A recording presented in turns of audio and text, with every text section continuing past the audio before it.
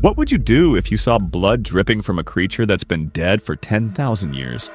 This wasn't metaphor or fossil residue, it was actual liquid blood, dark red and impossibly fresh, flowing from tissue that should have turned to dust millennia ago. It happened in 2013, Siberian permafrost. During excavation, scientists accidentally punctured a frozen mammoth's body, and something impossible happened. Blood oozed out, thick and dark, pooling across the ice as if the creature had died yesterday. The cameras captured everything: the stunned silence, the panicked checking of equipment, the realization that they were looking at organic fluid from an animal that died when humans were still figuring out agriculture. Yeah, I'd probably uninstall reality too. This wasn't supposed to be possible. Organic material decays, blood oxidizes, cells collapse. That's biology 101. But here was a mammoth, extinct for 10,000 years, bleeding like it died yesterday. And here's the thing that'll keep you up at night. It's not the only one. Welcome to the world where extinction doesn't mean gone. It means frozen, preserved, waiting. And what scientists are finding inside these ancient corpses will make you question everything you thought you knew about death, time, and whether extinction is actually permanent. A team of Russian and South Korean scientists drilling into permafrost on Lyakovsky Island, part of the new Siberian Islands archipelago. They're searching for mammoth remains, which isn't unusual. Siberia is basically a frozen graveyard for Ice Age megafauna. What is unusual is what they found. The mammoth, later named Buttercup, was remarkably well preserved, still had hair, still had intact muscle tissue. And when the team accidentally punctured the abdominal cavity during extraction, something extraordinary happened. Buttercup stood nearly 10 feet tall at the shoulder and weighed about 6 tons, roughly the size of a modern African elephant. Imagine an elephant that's been on ice longer than all of recorded civilization. Dark red liquid began seeping from the wound, thicker than water, darker than melted ice. It wasn't mud, and it wasn't meltwater.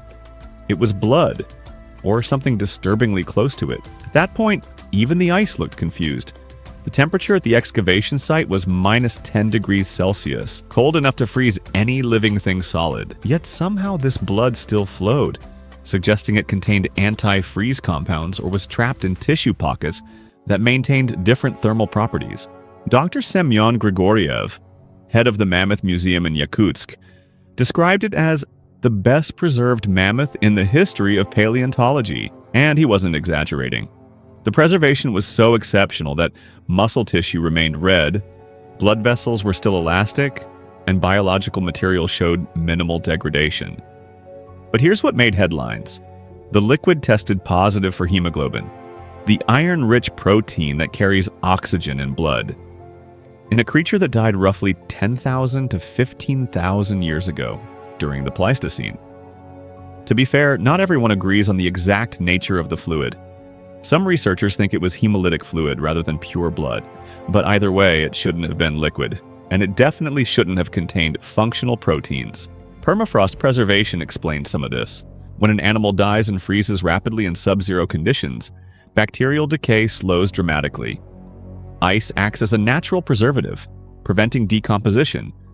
But even permafrost can't stop all degradation. Proteins decay, cell membranes rupture, and hemoglobin turns into rust-colored residue, the natural chemistry of death. Except in this case, it didn't, or at least not completely. The discovery sparked immediate interest in de-extinction projects. If blood survived, maybe DNA survived. And if DNA survived intact enough, maybe, just maybe, cloning became possible. Extinction with a pulse. Science was not prepared. Now, if you're thinking the mammoth was a one-time fluke, I have bad news. This pattern repeats. A lot.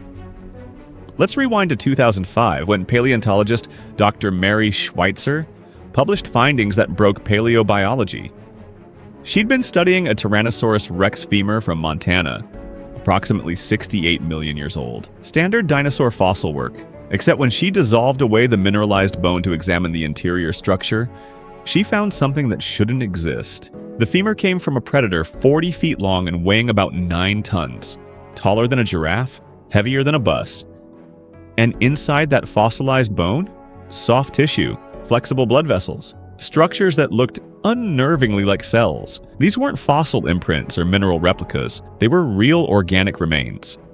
soft enough to stretch under tweezers and spring gently back into place, with microscopic fibers still showing the unmistakable patterns of living tissue. The scientific community lost its collective mind. Half thought she'd made the discovery of the century. The other half thought she'd contaminated her samples or misidentified biofilm. Because here's the problem. Soft tissue shouldn't survive 68 million years. Proteins have half-lives. Collagen, one of the most stable proteins, degrades over time. Even in ideal conditions, it shouldn't last more than a few million years. 68 million years is absurd. It's like finding fresh meat in a freezer from the Cretaceous. So Schweitzer did what any good scientist does when people don't believe you. She replicated the results multiple times, on multiple specimens, and other researchers started finding the same thing in their own dinosaur fossils. Soft tissue in hadrosaur bones, in triceratops horns, in multiple theropod specimens. Always the same pattern. Dissolve the mineralization, find the impossible tissue. They ruled out contamination through rigorous testing. They ruled out bacterial film because the structures showed something far too organized, too deliberate, to belong to microbes. Which left one uncomfortable conclusion. Some organic material really was surviving on timescales that shouldn't allow it.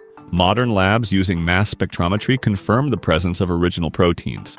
Amino acid sequences matched what you'd expect from a dinosaur collagen, not modern contamination. The tissue was real, the age was real, and nobody could fully explain how. Though to be clear, some researchers remain skeptical of specific findings, particularly about DNA recovery. The debate continues in peer-reviewed journals. But the core discovery, soft tissue surviving millions of years, has been independently replicated enough times that it's no longer considered fringe science. It's like finding a fresh steak inside a 68 million-year-old fridge. And the fridge was never plugged in. So how does blood survive 10,000 years? How does soft tissue last 68 million? The answer is complicated, incomplete, and involves chemistry that makes organic materials behave like they're under a preservation spell. Let's start with iron. Blood is full of it. Hemoglobin uses iron to bind oxygen, which is great for living things, but terrible for dead things. When an animal dies, iron gets released from degrading red blood cells. That free iron is chemically reactive. It generates free radicals that normally accelerate decomposition. But here's the twist. Under the right conditions, iron can do the opposite. It can preserve. Dr. Schweitzer's team discovered that iron from hemoglobin can cause a process called cross-linking, where it binds proteins together in stable networks. Think of it like formaldehyde fixation, the chemical process used to preserve biological specimens in labs. Except in this case, the animal's own blood does the preserving. It's as if nature learned to embalm itself, using rust instead of formaldehyde. When tissue is rapidly buried or frozen, oxygen levels drop. The iron doesn't fully oxidize. Instead, it stabilizes proteins by creating molecular bridges that resist breakdown. The result is tissue that, while technically dead, remains structurally intact, far longer than it should. Add permafrost into the equation, constant sub-zero temperatures, minimal bacterial activity, no oxygen exposure, and you get preservation on geological timescales. But even this doesn't fully explain 68 million-year-old soft tissue. That time frame still exceeds every known protein degradation model. Some researchers suggest that mineralization might sequester organic material within crystal structures, creating microenvironments where proteins are shielded from decay. Others propose that some proteins might spontaneously refold into more stable configurations under pressure. And if you think this is as weird as science gets, wait until you hear about the animal that still has liquid blood after 40,000 years. The honest answer? We don't completely understand it. The chemistry is there. The results are reproducible, but the mechanism isn't fully mapped, which means one of two things. Either our models of protein decay are wrong, or preservation under extreme conditions follows rules we haven't discovered yet. The body count of science's assumptions just went up by one. Once you have blood, the next question becomes inevitable. Can we bring them back? And the answer is, we're trying. In 2014, Russian and South Korean scientists led by Dr. Hwang Woo-suk launched the most ambitious mammoth cloning project in history. The goal? Extract viable DNA from Buttercup, the bleeding mammoth, and use it to create a living woolly mammoth. Because apparently cloning an elephant wasn't dramatic enough, we had to go full Ice Age DLC. The process, in theory, is straightforward. Take DNA from mammoth tissue, insert it into an elephant egg cell with its nucleus removed. Implant the embryo into a surrogate elephant mother. Wait 22 months. Hope. In practice, it's a minefield. DNA degrades even in frozen tissue. After 10,000 years, you're not getting pristine genomes. You're getting fragments. Imagine piecing together a shredded novel from confetti. And even if you assemble a complete mammoth genome, you're still facing enormous biological hurdles. Asian elephants, the closest living relatives to mammoths, have different gestation requirements, different immune systems, different developmental timing. Putting a mammoth embryo in an elephant uterus is basically like trying to run Ice Age software on modern elephant hardware. But here's where it gets ethically complicated, because the temptation isn't just about mammoths.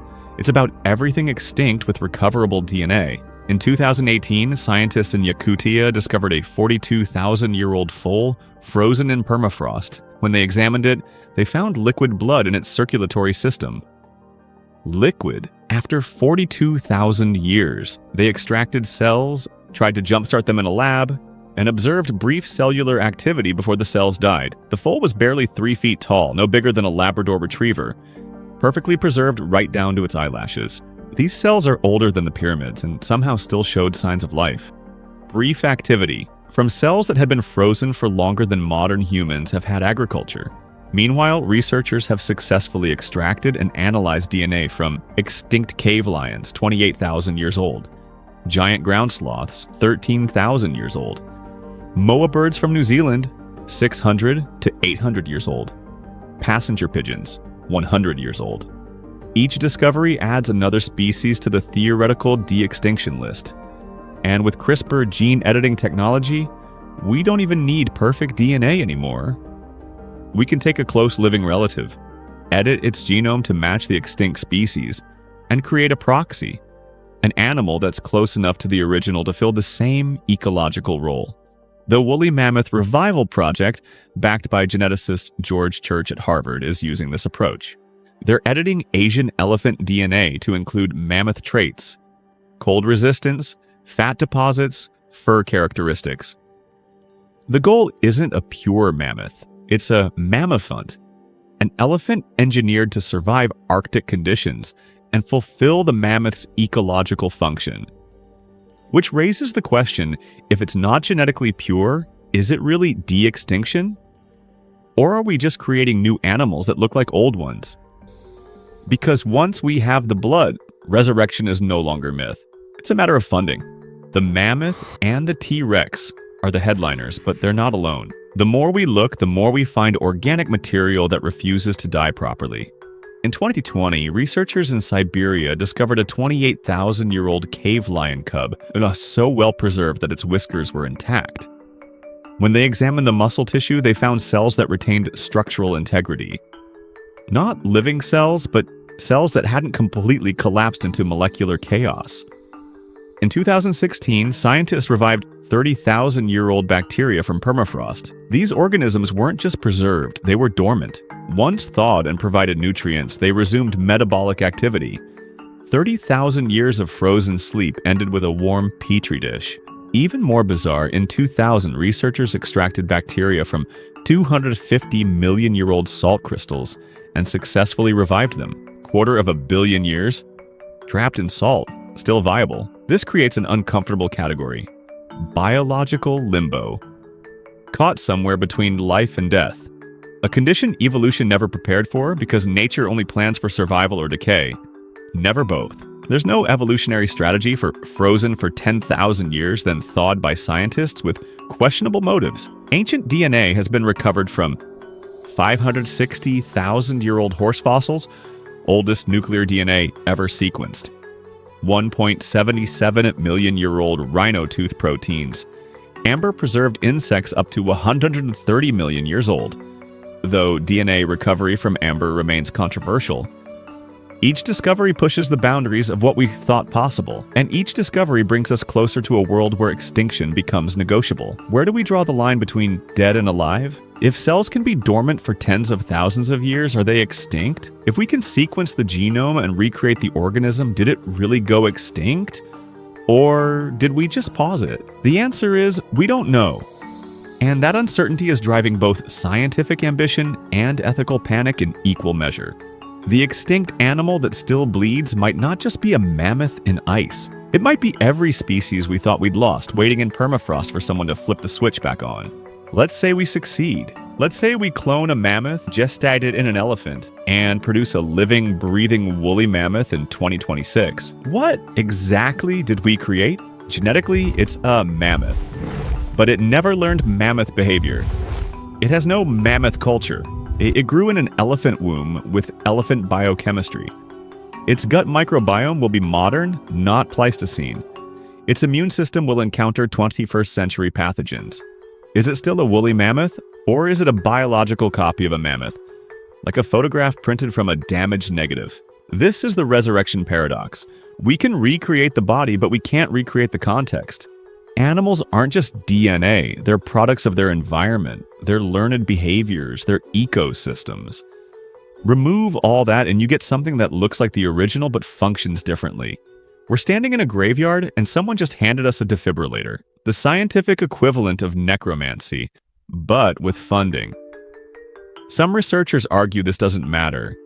If it fills the same ecological role, grazing in Arctic tundra, fertilizing soil, supporting predator populations, then it counts as de-extinction, function over purity. Others argue that creating proxy species for curiosity is ethically questionable. We're not restoring mammoths. We're creating new animals with mammoth branding. And if those animals suffer because they're poorly adapted to modern conditions, we're causing harm for scientific novelty. There's also the question of why. Why bring back mammoths? The usual answers. Ecological restoration. Mammoths might help restore Arctic grasslands and combat climate change by preventing permafrost thaw. Scientific knowledge. Studying living mammoths would teach us about Ice Age ecology and evolution. Technological development. De-extinction research advances genetics, embryology, and conservation biology. Because we can, the human drive to undo our mistakes and control nature. That last one is the honest answer most of the time. We drove species extinct. We feel bad. We have the technology. So we try to fix it, but resurrection comes with costs. Resources spent on mammoths aren't spent on conserving living endangered species. Every dollar toward cloning is a dollar away from habitat protection. And if de-extinction becomes routine, does it reduce the urgency to prevent extinction in the first place? The extinct animal that still bleeds may become the extinct animal we reanimate. And then what? We'll have zoos full of genetic copies, museums full of the real thing, and no framework for deciding which animals deserve resurrection and which deserve rest. Blood once meant life. Now it means memory. Every drop is a time capsule from an age that refuses to stay buried. Before we close this frozen chapter, tell me in the comments, if you could bring back one extinct species, which would it be and why? So there you have it. Extinction isn't as final as we thought. Blood flows from animals dead for 10,000 years. Soft tissue lingers for 68 million. DNA survives in frozen cells, waiting for technology to catch up with preservation. And every discovery pushes us closer to a world where extinct is just another word for not yet revived. But here's what keeps paleontologists up at night. If organic material can last this long, what else are we missing? What other impossibilities are frozen in permafrost, buried in rock, waiting for someone to look? We thought extinction meant the end. It doesn't. It means pause, intermission, a biological ellipsis waiting for the next act. And as we stand at the edge of de-extinction technology, holding test tubes full of ancient DNA and checking our bank accounts, we have to ask, just because we can bring them back, should we? The mammoth that bled didn't ask to be thawed. It didn't ask to become a genetic template. It died 10,000 years ago and expected to stay dead. But we found it. We punctured it. we watched it bleed, and now we're wondering if we can make it breathe. It started with a drop of blood in the ice, and ended with a question that still haunts every lab. What if extinction isn't final, just frozen? Extinction, it turns out, bleeds, and every drop is a decision we're not ready to make. Thanks for watching, and until next time on Dead Curious.